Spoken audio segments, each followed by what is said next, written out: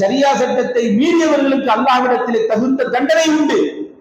அவர்களே மாறி போயிட்டாங்க, அரபு கன்றியே மாறிக்கிட்டு இருக்கு என்ற காரணத்தினால் இஸ்லாமிய ஷரியா சட்டங்களில் ஒரு காலம் சமரசம் செய்து கொள்ளவே முடியாது.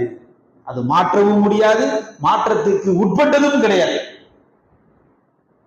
உயிருக்கு மேலாக ஷரியத்தை மதிக்கக்கூடிய மக்களும் வாழத்தான் செய்வார்கள்.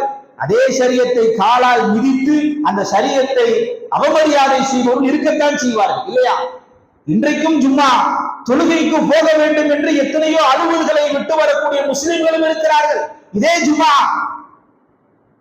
எல்லா வேலை இருந்தாலும், எந்த தொழுகை இருந்தாலும், அதையெல்லாம் முக்கியமான தொழுகையாக இருந்தாலும் ஒதுக்கி வைத்து விட்டு தாண்டோண்டித்தனமாக மது அருந்தக்கூடிய முஸ்லிம்களும் இந்த உலகத்திலே வாழத்தான் செய்கிறார்கள், இல்லையா?